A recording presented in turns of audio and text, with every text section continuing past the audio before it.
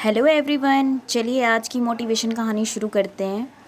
कई बार हम देखते हैं कि जब कोई व्यक्ति किसी को परेशान करता है तो कई लोग उस घटना को देखकर भी अनदेखा कर देते हैं और सोचते हैं कि हमें इससे क्या मतलब है, ये हमारी परेशानी थोड़ी है। वह इंसान जो गलत होते देखता है और ये सोचता है कि ये मेरे साथ थोड़ी हो रहा है, उसका क्या अंजाम होता है, वह इस कहानी के माध्यम से बताने जा रही हूँ।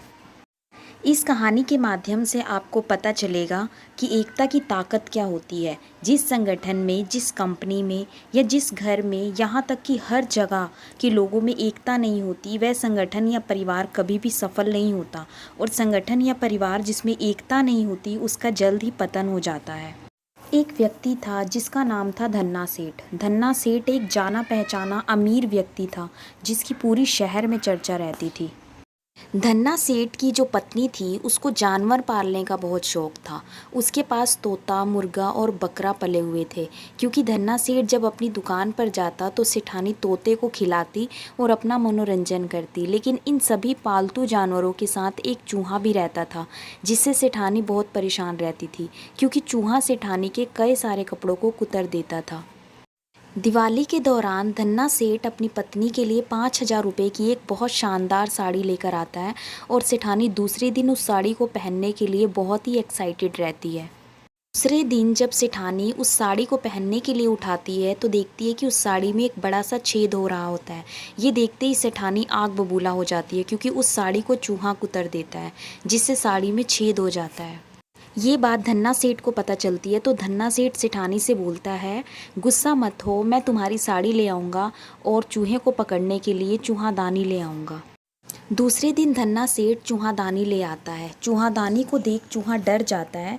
चूहा भागते भागते तोते के पास जाता है और तोते से बोलता है, तोता भाई, घर में चूहादानी आ चुकी है, मुझे पकड़ने के लिए कुछ करना पड़ेगा। तो तोता बोलता है, चूहेदानी तो तुझे पकड़ने के लिए है, मुझे उससे क्या।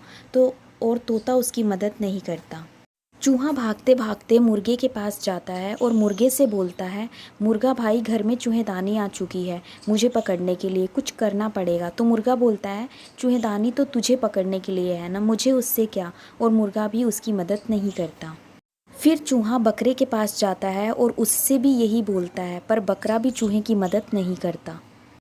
अब रात हो जाती है और सेठानी चूहे का इंतज़ार करती है कि अब चूहा चूहेदानी में फंसे और कब वह अपनी नई साड़ी को कुतरने का बदला ले। कुछ देर बाद अचानक से खट की आवाज़ आती है और सेठानी जल्दी में बिना लाइट चालू किए चूहेदानी के पास जाती है। जैसे ही सेठानी उस चूहेदानी को उठाती है तो उसे एक जहरीला सांप काट लेता है जो चूहे को खाने के लिए आया था और चूहेदानी में फंस गया था। सांप सेठानी को खाकर वहाँ से भाग जाता है और यहाँ सेठानी की चीख सुनकर धन्ना सेठ भी जग जाता है और लाइट चालू करके देखता है तो उसे पता चलता है कि सेठानी को सांप ने काट लिया। धन्ना सेठ तुरंत सेठानी को डॉक्टर के पास लेकर जाता है। डॉक्टर सेठानी का चेकअप करता है और फिर बोलता है कि इसका इलाज तो बहुत मुश्किल है, क्योंकि सांप बहुत जहरीला था। और डॉक्टर बोलता है कि मैंने ऐसा सुना है कि अगर सही समय पर तोते का सूप मिल जाए तो सेठानी को बचाया जा सकता है। लेकिन तोता इतनी जल्दी कहाँ से मिलेगा। तो धन्ना सेठ बोलता है कि हमारे घर में ही तोता है। और फिर उस तोते का सूप बनाकर सेठानी को पिलाया जाता है और वो चूहा देख रहा होता है। फिर जब सेठानी थोड़ी ठीक हुई तो रिश्तेदार मिलने आए।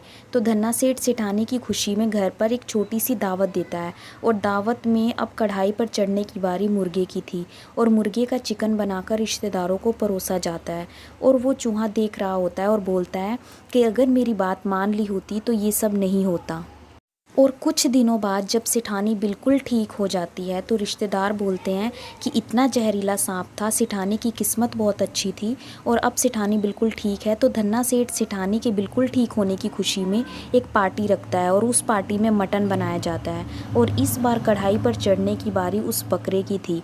और चूहा ये सब देख रहा होता है और सोच रहा था कि अगर इन्होंने मेरी बात मान ली होती तो ये सब नहीं होता।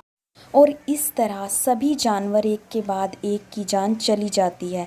लेकिन अगर उन्होंने चूहे की बात मानी होती तो सभी जानवर ठीक होते, लेकिन उन्होंने एक दूसरे की मदद नहीं की, जिसका परिणाम ये हुआ कि वह सब के सब मारे गए। अगर वह सभी एक साथ एकता में रहते तो सभी के सभी जिंदा होते। इस कहानी से सीख मिलती है कि अगर हम एकता में नहीं रहते हैं और एक दूसरे का साथ नहीं देंगे तो हमारे साथ भी यही होगा। हमें कोई भी अकेला समझकर फ़ायदा उठा लेगा। हमेशा एकता में रहना चाहिए। हमेशा एक दूसरे की मदद करनी चाहिए। मुश्किलों में एक दूसरे का साथ देना चाहिए। संगठन में ही शक्ति है, पावर ऑफ यूनिटी। मुझे आशा है कि इस कहानी से आपको बहुत कुछ सीखने को मिला होगा। अगर ये स्टोरी आपको थोड़ी सी भी अच्छी लगी हो तो please like, share and subscribe my channel. Thank you for watching.